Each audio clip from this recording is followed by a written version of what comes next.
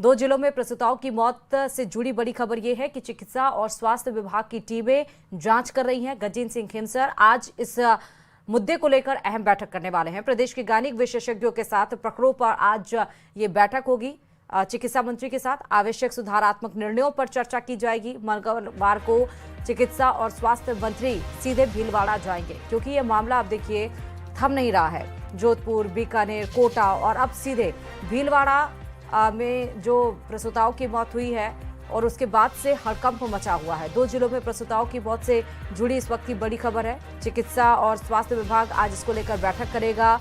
गजेंद्र सिंह खेमसर कल भीलवाड़ा जाएंगे मंगलवार को, लेकिन आज जो गायनिक विशेषज्ञ हैं उनके साथ चिकित्सा मंत्री बैठक करेंगे कि क्या दिक्कतें आ रही हैं, क्यों इस तरह की बार बार जो सिचुएशंस हैं, जो परिस्थितियां हैं वो पैदा हो रही हैं, कहां पर कमी हो जा रही है। हालांकि कुछ दवाइयां आप देखिए उसको बैन किया गया है, कुछ दवाइयां अभी गई हैं जांच के लिए। और इसके बाद से जब 3 जिलों में यहां पर प्रसूताओं की मौत हुई सिजेरियन डिलीवरी के बाद से, तब कहा गया कि जो ओटी है वो सील कर दिया गया है। बहुत सारी चीज़ों को बदलाव उसमें किया गया है, बहुत सारी दवाइयां जो आ रही थी उसमें बदलाव किया गया है। लेकिन उसके बाद भी लगा था कि ये सिलसिला जोधपुर, बीकानेर और कोटा के बाद थम जाएगा, लेकिन ऐसा नहीं हुआ। भीलवाड़ा में भी इस तरह की समस्याएं देखने को मिली। विपक्ष एक तरफ से अग्रसर तो है, लेकिन अब इस मामले में बैठकों का दौर शुरू होगा। चिकित्सा मंत्री आज इसको लेकर जो गायनिक विशेषज्ञ हैं उनसे बातचीत करेंगे कि क्या प्रॉब्लम्स आ रही हैं, क्योंकि चिकित्सा मंत्री तो पहले कह चुके हैं कि ये बड़े अस्पताल से ये रेफरल केस होते हैं, यानी कि इनकी सिचुएशंस, जो परिस्थितियां होती है वो काफ़ी ज़्यादा गंभीर होती हैं, ये सीरियस पेशेंट्स होते हैं। और अब आज देखना होगा कि बैठक में क्या कुछ स्वास्थ्य मंत्री कहते हैं।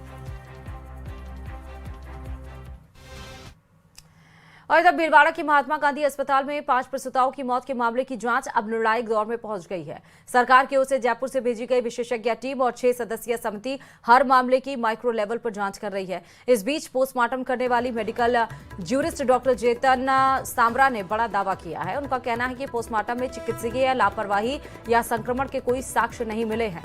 मृतका पहले से ही हाई रिस्क प्रेगनेंसी की मरीज थी और प्रसव के बाद अत्यधिक रक्तस्राव और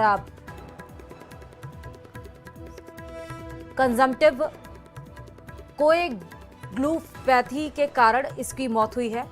डॉक्टर्स के मुताबिक संक्रमण से मौत की आशंका भी नहीं बनती, क्योंकि संक्रमण विकसित होने में सामान्यतः 48 घंटे से अधिक का समय लगता है। वहीं जांच समिति पूरे मामले की विस्तृत पड़ताल भी कर रही है। तो बड़ी खबर इस वक्त से जुड़ी आपको बता रहे हैं। भीलवाड़ा जिला अस्पताल जो कि महात्मा गांधी अस्पताल है, लगातार जो प्रसूताओं का मामला है तूल पकड़ता जा रहा है, चर्चाओं में है महात्मा गांधी अस्पताल। देखिए 5 प्रसूताओं की मौत का मामला है और उसमें से एक प्रसूता का पोस्टमार्टम किया गया था और उसकी रिपोर्ट अभी आना बाकी है। पर हमारे साथ चेतन जी है जो उस टीम में थे, बात करते हैं। सर, प्रसूताओं की मौत का मामला है, एक परिवार ने पोस्टमार्टम भी कराया है, क्या लगता है सर? लोग बाग कई प्रकार के आरोप भी लग रहे हैं। जी देखिए, मैं 15 साल हो गए मेरे को पोस्टमार्टम करते हुए और इस फील्ड में इस पर्टिकुलर केस के बारे में बताऊं, देखो ऑब्स्टेटिक्स एक अलग, अपने आप में एक अलग फील्ड है। हजारों केस करते हैं हम दिन में, कम से कम 20 से 30 हमारे यहाँ पे डिलीवरी होती है, सिजेरियन सेक्शन होता है। इस पर्टिकुलर केस में दिनांक 10 तारीख को हमारी टीम ने, हम 4 डॉक्टरों ने मिलकर पोस्टमार्टम किया था इसका। घर वाले इनफैक्ट पोस्टमार्टम के लिए मना भी कर रहे थे, लेकिन जब पुलिस केस बन चुका था तो फिर हमने भी सोचा और तहसीलदार साहब आए थे तो हमने पोस्टमार्टम किया। पोस्टमार्टम में हमें ऐसा कुछ नेग्लिजेंस जैसा कुछ भी नहीं मिला, ना ही कोई इन्फेक्शन जैसा मिला। क्लियर कट ये लेडी हाई रिस्क प्रेगनेंसी की थी। बच्चे में पहले ही ये 1 महीने पहले भी एडमिट हुई थी। ओलिगोहाइड्रोमनियस और intrauterine growth retardation, asymmetrical intrauterine growth retardation था, तो पहले भी हाई रिस्क प्रेगनेंसी तो थी। ये हाई रिस्क प्रेगनेंसी के बाद जब जिस दिन आई थी, ये एडमिट हुई थी, मैडम ने इमीडिएटली एडमिट किया था क्योंकि इसका ऑलरेडी लीकिंग पीवी हो चुका था। ये एक ऑलरेडी इमरजेंसी थी, तो मैडम ने इमीडिएटली जो भी ऑन ड्यूटी गायनेकोलॉजिस्ट थी उन्होंने एडमिट किया और उन्होंने बोला कि जल्द से जल्द सिजेरियन करना ठीक रहेगा, क्योंकि पहले वाला बच्चा भी सिजेरियन से हुआ था। ऑपरेशन किया और बढ़िया बच्चा, फीमेल बच्चा पैदा हुआ। प्लेटलेट्स होते हैं जो खून को धक्का जमाता है, वो भी कम होने लगा। तो इस वजह से धीरे धीरे हमने जब हिस्टेक्टोमी कर ली, उसके बावजूद भी कंडीशन इंप्रूव नहीं हुई। तो ऐसे बहुत से केसेस कॉमनली होते हैं। In fact most common cause postmortem death ये होता है, इसको पोस्टमार्टम हेमरेज बोलते हैं। इसकी वजह से हुए कंजम्पटिव कोएगुलोपैथी और वेरियस कंडीशन होने से ये डेथ हुई है। जो 2 सदस्य डॉक्टर यहाँ पर पहुंचे हैं जांच करने के लिए, वो क्या अपनी रिपोर्ट में ले जाते हैं और जयपुर जाके जो उच्च अधिकारी हैं उनसे क्या रिपोर्ट शेयर करते हैं। वीडियो जर्नलिस्ट अंकुश सनाटे के साथ राहुल कौशिक, न्यूज़ 18 भिलवाड़ा। नागौर के विश्व प्रसिद्ध बुटाटी धाम में आस्था से जुड़ा बड़ा विवाद सामने आया है।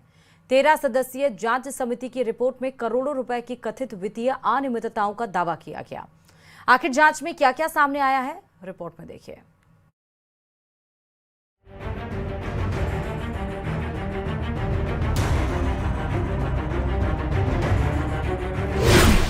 बुटाटी धाम में महाघोटाला, हिसाब किताब पर उठे सवाल, गबन आस्था से खिलवाड़। जिस मंदिर में लोग चमत्कार की उम्मीद लेकर पहुंचते हैं, वहीं अब करोड़ों के हिसाब किताब पर सवाल खड़े हो गए हैं। नागौर के विश्व प्रसिद्ध बुटाटी धाम में 146 दिन की जांच के बाद करीब 22 करोड़ 74 लाख रुपए की कथित वित्तीय अनियमितताओं का दावा किया गया है। सोना चांदी, दान पेटी, भोजनशाला, सीसीटीवी और बैंक अकाउंट तक जांच रिपोर्ट ने कई बड़े सवाल खड़े कर दिए हैं। जांच रिपोर्ट में सबसे पहले मंदिर की संपत्तियों और निर्माण कार्यों पर सवाल उठाए गए हैं। करीब 2 करोड़ 60 लाख रुपए की सोना चांदी की संपत्ति लेखा रिकॉर्ड में दर्ज नहीं मिली। वहीं भोजनशाला निर्माण पर 49,49,633 रुपए खर्च दिखाए गए, जबकि जांच में दावा किया गया कि ग्राउंड फ्लोर का निर्माण एक भामाशाह ने अपने खर्च से कराया था। लेकिन ये सिर्फ शुरुआत थी। जांच जैसे जैसे आगे बढ़ी, वैसे वैसे वित्तीय अनियमितताओं की परतें खुलती चली गई। आखिर जांच रिपोर्ट में किन किन बिंदुओं पर सवाल उठाए गए हैं, एक नजर डालते हैं। 2 करोड़ 60 लाख रुपए की सोना चांदी का लेखा रिकॉर्ड नहीं मिला। भामाशाह के निर्माण पर भी मंदिर फंड से खर्च दिखाया। रसोई खर्च एक साल में 335% बढ़ा, पूरा हिसाब नहीं मिला।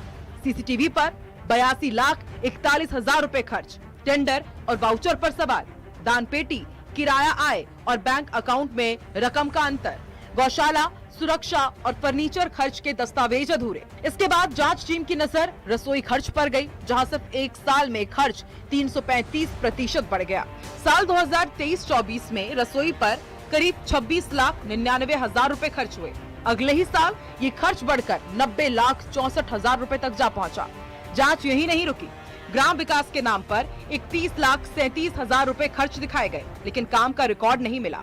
सुलभ कॉम्प्लेक्स से मिली 18,12,000 रुपए की किराया आय भी मुख्य खातों में दर्ज नहीं मिली। सीसीटीवी खरीद और भुगतान में भी गड़बड़ी सामने आई। जांच रिपोर्ट के मुताबिक 82,41,000 रुपए खर्च किए गए, लेकिन टेंडर नहीं मिला। वहीं 58,14,000 रुपए का भुगतान एक फर्म के नाम और वाउचर दूसरी फर्म के नाम मिले।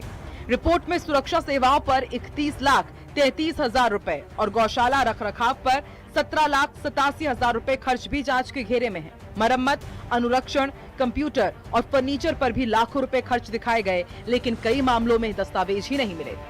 आस्था पर उठे सवालों का जवाब अब प्रशासन को देना है। जांच पूरी हो चुकी है, रिपोर्ट कलेक्टर के पास है। एफआईआर से लेकर संपत्ति कुर्क करने तक की सिफारिश भी हो चुकी है। अब निगाहें इस बात पर है कि करोड़ों रुपए की कथित अनियमितताओं पर कार्रवाई कितनी तेज और कितनी सख्त होती है। नागौर से अशोक भाटी की रिपोर्ट, न्यूज़ 18 के लिए।